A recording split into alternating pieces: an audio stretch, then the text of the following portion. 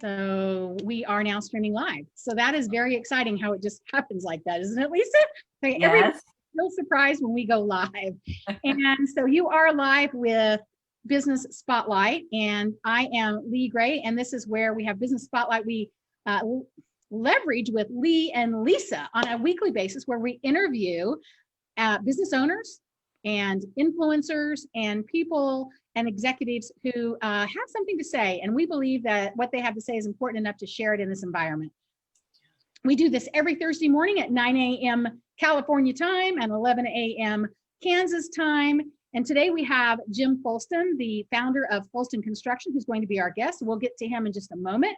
And we will also make sure that you're able to reach out to Jim to find out what are some of the things that he's done in his business to make it really something unique and different and better, I think, than most construction companies. I may be a little biased because I know him. He is a client, an Action Coach client. So I do love that. So I am Coach Lee Gray with Action Coach Business Coaching, and I have been a business coach now for 6 years. I have a history of owning companies. I've owned 4 different companies, including Action Coach, this Action Coach franchise that I bought 6 years ago, and it has changed my life. And I'm really happy to be a part of this global community of Action Coach, where we touch the lives and we coach over 18,000 businesses every single week. And my co-host, Lisa Raggio, would you please introduce yourself and tell us a little bit about what makes your Action Coach practice unique? Thank you, Lee. I'm glad to be here, and I'm looking forward to learning from Jim. I am Lisa Raggio with One True North Leadership and Business Coaching Solutions. We're based in Valencia, California, and that's about 30 miles north of downtown Los Angeles. And our landmark is Magic Mountain. And I'm so glad that you talked about every single time Lee's on, I learn a little bit more. And I've been in executive management for the last 20 years, but I was a consultant prior to the last year and a half. And so the difference between being a consultant and a coach is really in regards to coaching and helping our business executives, business owners, organizational leaders for things that they can do for themselves and lead to long-term impact and sustainability. So One True North, what makes us unique is our commitment to helping business owners find and live their one true north, their North Star, and all the support and tools that are necessary to ongoingly be achieving that. So that's a little bit about who we are with One True North. Thank you, Lisa. I appreciate that. You know, I like to say, what I believe is that what we do is we help business owners take control of their business and their lives, because you know, if your life is out of control, if your business is out of control, one or the other, neither one of them is going to have any balance or harmony, and that's what we're looking for to achieve, and then we can have success in business. So it's a pretty powerful thing that we get to do in coaching. Okay, no more waiting, no more chatting by the coaches. We want to know more about Jim Foulston, but before we do that, I'm going to read his bio, and I could have possibly memorized it, but I want to read it so I don't miss anything. So about Jim Foulston, the owner and founder of Foulston Construction. He has been in the industry for over 30 years. He currently holds a Class B contractor license and is a licensed master electrician. He started his career in the automotive field. By 18 years, he was working as a mechanic and was an ASC certified master auto mechanic technician, which is a big deal in the industry, let alone to be 18. By 19, he was managing a 6-bay repair facility. Eventually, he got tired of having greasy hands, so he moved to Lawrence, Kansas, which is where KU, sorry, couldn't resist, to finish his business degree, thinking that by moving in the summer, jobs would be plentiful. He was then faced with the reality that jobs were hard to come by, and he was overqualified for most of the part-time jobs. Not discouraged, he reached out to his landlord and inquired if they needed to have any work done, which of course they did. Jim's entrepreneurial spirit kicked in, took over, and he began to offer his handyman services to others. As his experience and expertise grew, it led to the formation of Foulston Construction, LLC in 1996. For the first decade, he worked in the field every day on the job. And this experience has given Jim an intimate understanding of exactly what is needed to provide a quality product on time. The hands-on experience coupled with on-site management of subcontractors has provided Jim a unique perspective that is rare in the construction industry. He's been married to Tammy since 1998, and they have 3 children, Jake, Jason, and John. Jim and Tammy enjoy traveling, and he holds a commercial pilot's certificate, and they have access to a private plane. Welcome, Jim Foulston of Foulston Construction. We're so glad you're here today. Yeah, thank you for having me. And I'm just gonna say, you just took a flight across the country. Tell us where you went and what you did. We went to Napa, California, just needed a little getaway. And, you know, it's one of those flights that probably makes more sense to fly commercially, but certainly in today's climate, not everyone wants to climb on a plane. And my wife has gotten comfortable with the extra time, but avoiding security. And as she says, she can travel in her pajamas. So it's something we really enjoy doing. Isn't that cool? I just think That's that very is so cool. I love that. Trip and go like that. And I think that was really neat that you did that. And I'm proud of you for taking a vacation. I know since we've been working together, I think you've taken 3. You know, how important do you think it is for business owners to take vacation, Jim? You know, it's so easy not to do because we think we're so busy and we think there's so much going on that we can't. But in my experience, for me, I have to, because I become so much more productive after I've had a little getaway, a little downtime, and I almost always come up with some new ideas, new ways of looking at things. So for me, the downtime is important, and I accomplish more in the long run by having it. I was reaching for a book because he comes back from his vacation, which I love, but he's always consuming things. I'm kind of telling your story for you, but he brought me back a book that I'm going to start this weekend. What's the name of it? I see it over there. Can't Hurt Me. Can't Hurt Me by David Groggins. And it's about, it's all about mindset. And he basically says that we only utilize 40% of our potential. And what kind of amazing human beings could we do if we could up that potential? So anyway, thanks for sharing that. And there's another shout out for the book. So except for the bio I read, what else do you want to tell us about your business? I mean, what kind of ups and downs or things have you experienced in the last 25 years since you've owned this organization, this company? Yeah. Well, you know, a lot, and it's kind of been an interesting ride. You know, the reality is I got into it by accident. Yeah. And it was not a set out plan. Literally, as you read my bio, I went to school and ended up in construction, just started out as a handyman and kind of worked my way up and kept thinking eventually I might do something else, and kind of woke up one day and said, you know, I'm pretty good at this. I've built a good reputation, and so this is what I need to do. Obviously, the markets cycle up and down, and so I've weathered some storms, but fortunately, I've built enough relationships that we've been able to get through those without any too much difficulty. Some of them have not been fun, but they've worked well, and so now we've kind of turned a corner. And one of the things I've recognized is that I've gotten older.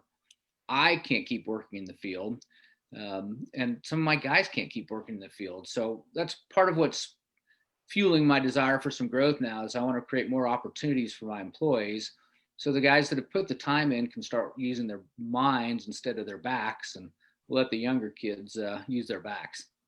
I love that. You know, I made a little note with what you said. You accidentally started a business, which I think happens a lot of times to people. So it's almost like an accidental entrepreneur, but nothing happens by accident. Great entrepreneurs are drawn into business. It just happens. And it's never just one business, is it, Jim? Oh no, there have been multiple, you know, before this and simultaneous, and you know, it's kind of, I think it is in your blood. If it's the type of person you are, you're always looking. And the one mistake though I know I've made, is kind of because I was always looking for that next venture, was never putting 100% into the construction. And so now I'm very, very aware of that. And so every time I get this bright idea, I have to tamp it down and say, you know what, you need to keep your focus right here. There might be a day where I get to a certain level of success and have the right leadership team that I can then step away and look at some other ventures. But right now I have to keep myself focused. What it sounds like to me you're talking about is something we talk about in coaching a lot. And I know you and I've talked about it, Jim. It's dividing to multiply. So, and it's leveraging. So you take what big thing you have, break it into little pieces, and make each of those little pieces better. And that makes the whole organization better. And that's divide to multiply, which you can leverage a business like yours much easier with a little bit of effort than you can put a ton of effort in some new shiny object, right? Exactly. And that gets, woo, you're down a rabbit hole before you know it. What I And it also takes, hear, sorry, Jim, go ahead. you just end up taking away so much focus as you look at that new venture. And there may be a way to do that, but I haven't figured that out yet. And it's kind of partially my personality. I'm an all-in guy. So I'm going all the way or probably not going to do it very well. Right. And you said the word that I wanted to accentuate, which is focus and follow one course until successful. And you're right. So many times we have those bright and shiny objects that come along and we think, oh, I'm going to ride this wave. And then we spend the time on it and realize, oh, I've gotten off of focus. It's so important. I have a question for you in your business. When you were first starting out, what was the, when you're looking at your team and what you needed to be growing your business, who were the first hirees that were made a difference in regards to your growth and your structure? Well, obviously the very first employees were just craftsmen. So, I mean, I needed people to do the work. I recognized very quickly that I could only do so much work and only do some certain size projects if I was going to try to do everything myself. Although there are a lot of construction companies my size that just have an owner and he kind of is the project manager and he's a job site superintendent and he does everything primarily with subcontractors. But we've just always felt that by having our people in the field every day with real skills, that we're in a better spot to offer better product. But my turning point, honestly, to really, I think, answer your question, was when I hired my first assistant. So I used to stay up all night, some nights, and doing quotes and bookkeeping. And, I had that typical entrepreneur spirit where it's so hard to get rid of it, give it away, because I knew I could do the books better than my assistant could. I could then, and I still can. But here was the reality. I didn't, right? I didn't have the time. So she does a better job than I would do, even if I could do a better job. And maybe that's not even true. Maybe now she probably can do a better job because I don't have to know it all. But as an entrepreneur, that's one of those things that I think we all go through and fight.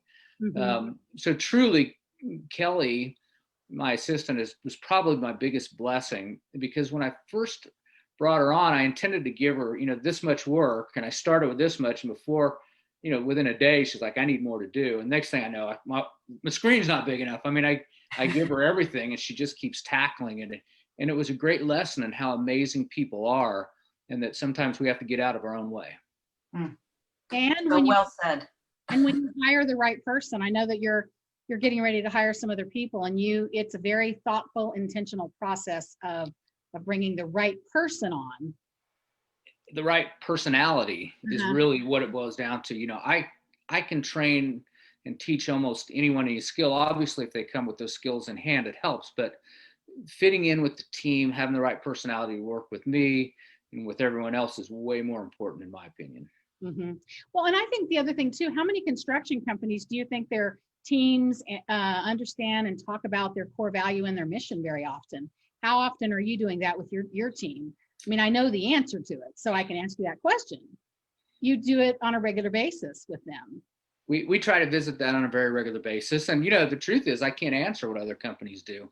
I'm definitely a little bit of a unique breed than that most guys that have a construction company work for someone else. They went through construction management school, went to work for a contractor, and maybe eventually went out on their own. And I'm literally kind of self-taught. I just decided one day to start as a handyman, and 30 years later, here I am, doing $1 million projects.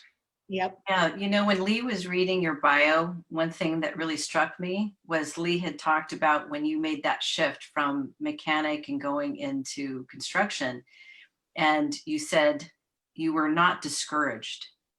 I mean, that really stood out to me in your bio, having the entrepreneurial spirit and not being discouraged. Why weren't you discouraged? I've always had maybe too much self-confidence, and I just know there's always a way to overcome whatever's in front of you. There's a solution to it. You just have to dig and work hard and roll up your sleeves. One of the things you're talking about, that book, and one of the favorite things that I had to take away from that book was comfort. We all reach this level and we get comfortable, and we just don't need to go any further. And for me, I love discomfort. I'm learning back then even that discomfort is what propelled me. I mean, I don't know where I would be if I'd gotten that job clerking at a law firm or whatever. Maybe it would have led to something else, or maybe I would have gotten comfortable and I'd be working for someone else and wouldn't have had the inclination to do something on my own. Yeah. Excellent. Get comfortable with being uncomfortable. That is my current goal right now. Is I've decided I want to be uncomfortable if I'm comfortable. And tell us a little bit about, if you don't mind, a personal experience or something that happened to you that you overcame, that you were not supposed to overcome, really, not as well as you did. And I'm talking about what happened to you a few years back. If you wouldn't mind talking about that personal experience, Jim, and telling our viewers how even a personal setback such as that can propel you if you allow it, and what kind of thoughts and processes did you go through to overcome it? Because it was a big deal. Yeah, and so I was comfortable, right? I was not in the best shape I should have been. I wasn't eating as well as I should have been. I wasn't exercising like I should have been. And it's not as uncommon as you think, but at 47 years old, I had a stroke. And it was not a simple TIA, it was a stroke. I spent 3 weeks in a rehab hospital learning how to walk again, and about the next year learning to really function 100% normally, so I didn't walk with a limp. And I've always wondered if I got a large group of stroke survivors and their caregivers together, how many people would say this is one of the top 5 worst experiences. And I suspect it would be a lot. And how many would I have to gather to get someone to say it was one of their top 5 best experiences? But I know that answer because it's one, right? If I'm in the room, I'm that guy. And part of it's just this mentality of how you look at life, right? Things happen. You can become a victim, or you can become a survivor, or in my case, I call it a stroke thriver. And I set a goal while I was still in the rehab hospital of 150%. That's somewhat arbitrary. What does that really mean? But that meant to be way better shape physically, to eat better. Mentally, I mean, stress was definitely a factor in it. And so doing things to reduce stress. And so, yes, it's made a huge, huge difference in my life. I wouldn't trade that experience. I'm not saying I'd sign up to do it again, but if I knew my outcome like I do, I actually would sign up for it again. Yeah, I just love that story. The first time I heard that story, and I heard more detail when I heard it, and it's pretty powerful. It is. So I would call you an avid learner, Jim. Why are you such an avid learner? What propels you? Because how many books are you reading a week? How much time a week do you spend in consuming and learning? Well, and in all truthfulness, that's somewhat new. There again, I was comfortable. I was comfortable with where business was. I was comfortable with where I was in terms of knowledge, and probably at that point didn't even realize how much I didn't know. And recently, I don't remember how many years ago, but a few years ago, I started reading and listening to podcasts and listening to audiobooks. And it's just the amount of knowledge. Tony Robbins, I think, says it best. A guy spends 10 years writing a book, and you can get those answers in a few hours. I mean, it's amazing, to not take advantage of all that's out there. And so, I strive to read about a book a week, and sometimes they're smaller and I do better, and other times I fall off a little bit. And sometimes I put one down because something else sparks my interest. And the other thing is, you have to read. There's a temptation, at least for me, to want to read like industry specific or very business related books, but like the one we've talked about, and I think we talked about it because it's my most recent read.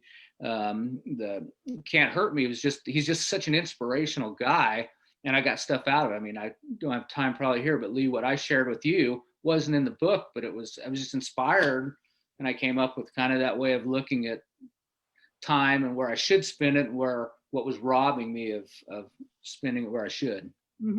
Yes, he shared a tea.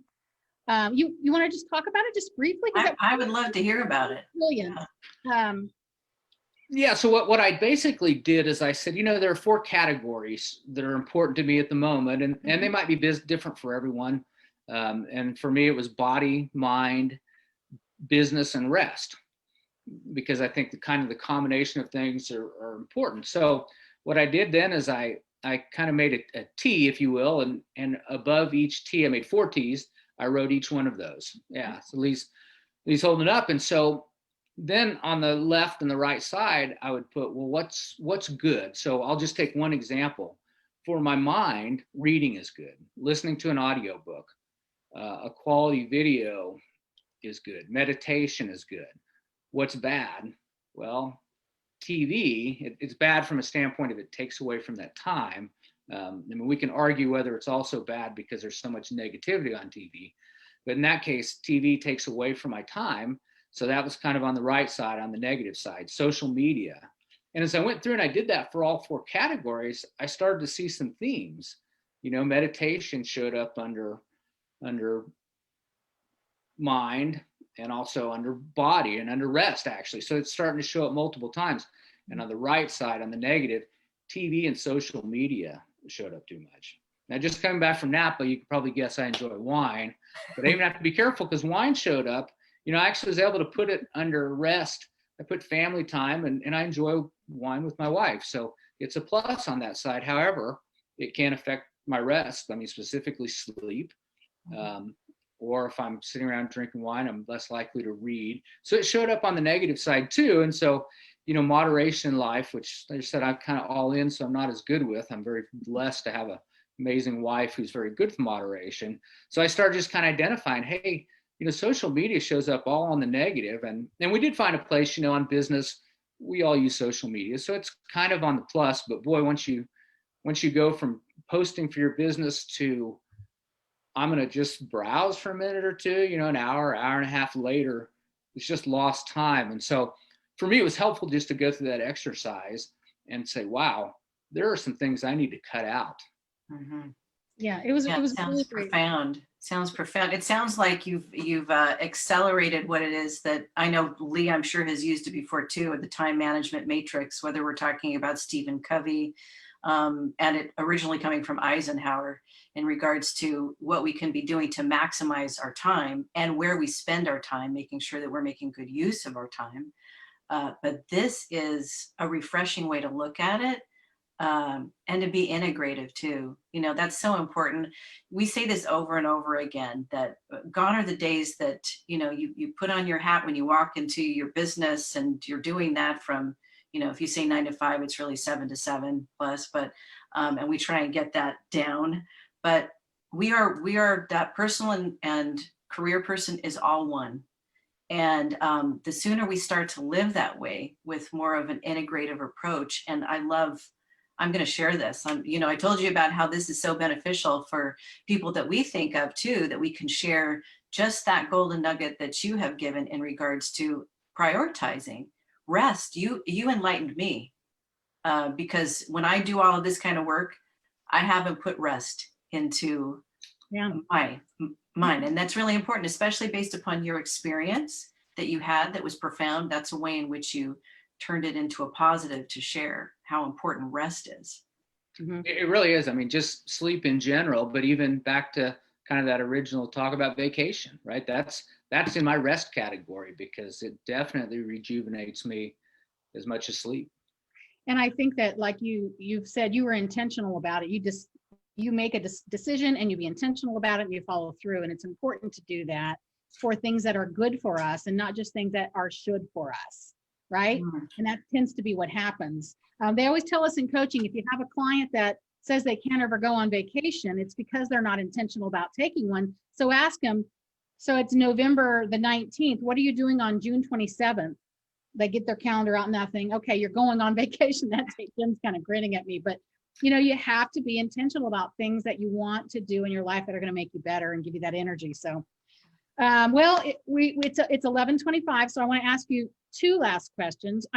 Jim, well, no, I'm going to ask you 3. Number 1, what's the best book that you want to recommend right now to us? So what would you say as a business owner that you got the most out of that you think would help others today that you would recommend? Well, I don't know if I can go with one. So definitely, really anything Tony Robbins. I'm a huge Tony Robbins fan. Jim Rohn, another guy that's, honestly, if I almost have to credit Jim Rohn for really changing me as far as getting into listening to the audiobooks and things. And he shamed me. I think it was Jim Rohn saying, the tapes are great, but you need to read as well. You need to physically read the book. And that's just opened up some new world for me. So that's oh, I'm so glad to hear that. Yeah, Jim Rohn will say, you gotta read. You can't just listen, or however it is that he says that. Brad Sugars, the founder of Action Coach, was actually coached and mentored by Jim Rohn. Jim Rohn was the first person he heard speak on stage. He was Brad Sugars was 16 years old. He paid something like $200 25 years ago, or however long, it's been longer than that, to go listen to this guy speak. And he said he just sat there and waited and watched. And at the end, he waited in line to talk to him. And Jim Rohn then mentored him for some time. And then he passed on. So that's kind of cool, I think. And I think he was also a mentor to Tony Robbins, I believe. Yes, he was. I can't say that for certain, but I think so, yeah. The next question is, so how has coaching benefited you, and what would you recommend for people if they're considering looking at a coach? What do you benefit from having a coach? There's quite a few benefits. For me, one of it's accountability, right? We're all busy and we all have big plans. And so when you plan them with somebody else who's going to look you in the eye next week and say, what did you accomplish? Did you finish any of this? Definitely helps you get those things done. And the other for me really is kind of a new approach that I would never have considered. The social media, the being willing to speak publicly, doing an interview like this. And I see that as going to be really big in my future. So that's probably the biggest one for me. That it's just having that outside set of eyes. Yeah. We all have different things. I'm very comfortable with my numbers, but some people might need the coach just to help them look at the numbers and look for ways to improve. And the Action Coach is pretty unique, just the system they have where you can go through so many categories. And if you just make a small percentage improvement in each one, it adds up to a tremendous bottom line improvement. Doesn't he know that well? I just knew he would answer. Good job. I've read a few Brad Sugars books. Yeah, you have. He's read all of them, I think. So tell us, what's your sort of quote if you want people to remember you? What can we remember Jim Foulston by? Do you have a set of words that you want us to remember you by? It probably changes all the time, but right now I'm a guy that's more comfortable being uncomfortable than I am being comfortable. Comfortable being uncomfortable. I love that. And like you said, it's been a great pleasure to push you outside of your comfort zone in the speaking and all that, and you're doing very well with it. But it's so much more comfortable now than it was, isn't it? Absolutely. How amazing that is. So, well, thank you. Do you have any other questions for Jim before we close, Lisa? I don't. This has been a great conversation, and I've taken my notes, and I'm going to learn from them, and I'm going to share the knowledge too. So thank you very much. And I know that Jim is writing a book at the moment. Sorry. So are you going to plan on putting that grid in your book, Jim? Because if you're not, I'm going to steal it from you. I hadn't thought that far yet. Okay. So how can people find you, Jim, if they want to get in touch with you? Probably the easiest thing is, find us at our website, foulstonconstruction.com. And somebody very nice will answer the phone and talk to you. I happen to know that. Absolutely. Thank you again for coming and joining us today. Lisa, how can people get a hold of you, and tell us what you have going on in your Action Coach community? Thank you, Lee. People can go to onetruenorthcoach.com, and hopefully you're going to find a lot of information that you'll learn about what my brother, co-owner, and I do, who we are, what we do, how we serve, our vision, our mission, our purpose. And then we've created a COVID-19 resource page for business owners and organizational leaders too, that has learnings. We have some slides on there and diagrams that how we've grown through COVID and how we've helped business owners that's unique to us. And then we're having an upcoming Growth Club, our 90-day business planning workshop, a virtual one that's going to be on December 4th from 8 until 11:30. And that's partnering with the Santa Clarita Valley Chamber of Commerce. So you could go to our website to learn more, but register at the Santa Clarita Valley Chamber of Commerce. So that's a little bit about us. Thank you, Lisa. Well, and I am Coach Lee with Action Coach Business Coaching, and you can find me at kansasbizcoach.com. Also, look for us on Eventbrite at Action Coach Mastermind, where every Thursday morning at 8 a.m. Central, a group of people come together and we have a mastermind. It's a lot of fun. We start and end on time. It's 8 to 8:35. We had about 15 people on there this morning, and people walked away with some really great stuff. So everyone, thank you for joining the Business Spotlight with and Authentic Conversations with Lee and Lisa. Thank you, Jim Foulston, for joining us today.